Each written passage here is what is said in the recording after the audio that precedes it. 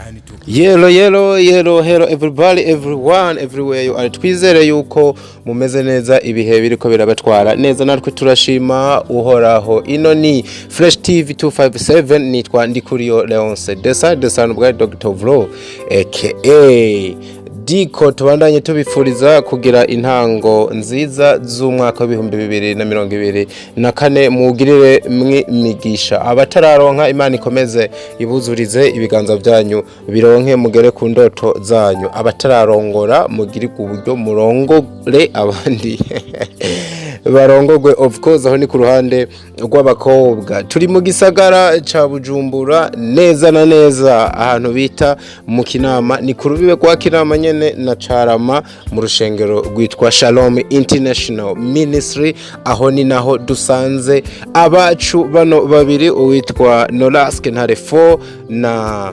Fanny Lavine Vaccine Uwimana, amazina y'abavyeyi mwamenye cane muri filme. Ni bano babiri bagiye gukora igikorwa cyo kwakirwa mu rusengero berekanwe ico bita kandi ku rundi ruhande kubagera, ari nako babahereza imihezagiro ku rubanza bimirije umwanya n'umwanya ruzoba. Si gikorwa kiba coroshe cyane, ubona yuko bano babiri bagiye basa n'ababigira ibanga cyane bakabinyegeza itangazamakuru kuraba nabariya, ariko umumenyesha makuru aba yahageze agakora igikorwa ciwe vyanka vyakunda. Ikibi kuba ruguhonyanga umuga mukanya cyane. Turabe uko ibirori biriko biragenda kuri bano bacu. Nkuko nababwiye, ni umukinyi wa filime musanzwe muzi, Fanny Lavine agiye kuba yambikana impeta umwanya n'umwanya na Norasque ntare 4, abeshi bamaze guha n'akabyiniro ka runyuzi.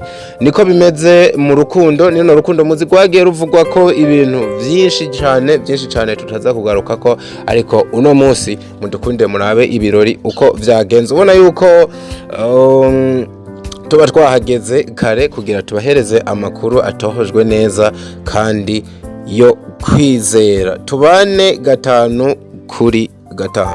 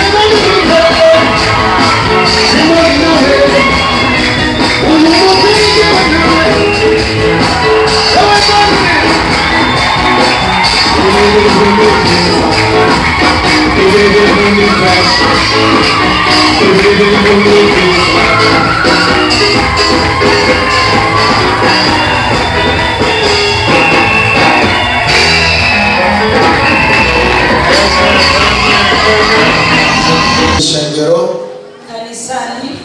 tubabwira yuko tukiwaambia kwamba bagiye kurushinga rugume, wanaenda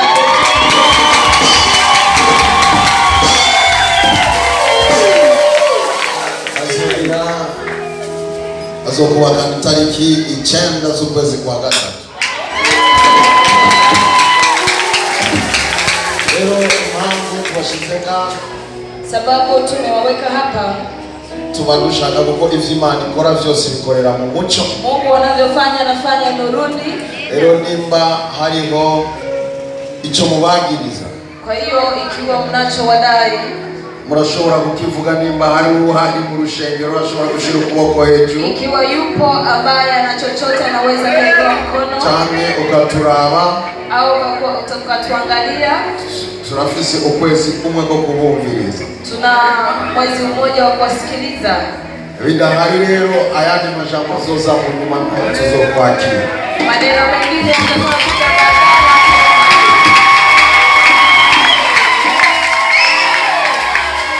Leo barakeneye amasengesho, wanahitaji maombi yenu, barakeneye intererano zanyu, wanahitaji support zenu. Wabe hafi, muwe karibu nao, basengere, muombee, washigikire, muwasupport. kandi Imana dusenga izobagirira neza, na Mungu tunayemwabudu atawatendea vema.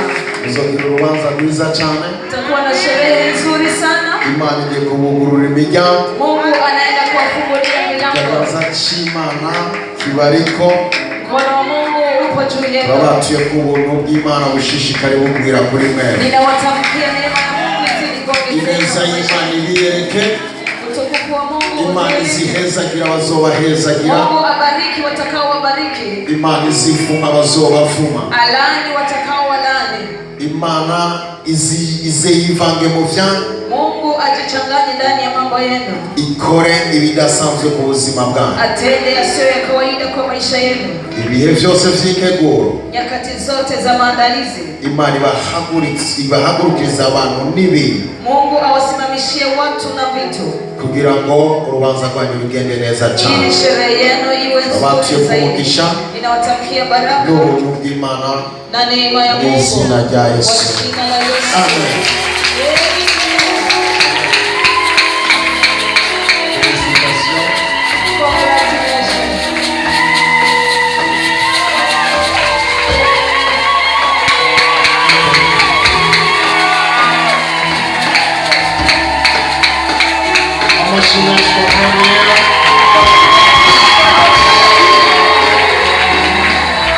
Hallelujah. Haruna ni moyo. Ngivyo nguko nibaza yuko mwavyiboneye, urukundo nuko ivyamwa vyago nivyo, waba uvyemera utavyemera gogo gwikorera ivyo rushatse. Kandi barakubwira bati urukundo kandi rujiyo rushatse ni filime shasha nuhundi ya warubizi mugiye kuraba umwanya n'umwanya. Dusubire ku ndwi igira kabiri y'ukwezi kwa gatatu, azoba ari tariki 9 ku munsi wa gatandatu nk'ibisanzwe 2024. hatuzoba turi mu rubanza nyezina rwa bano bacu babiri bazoba baramutse bashinga ugwabo babirane izuba riva.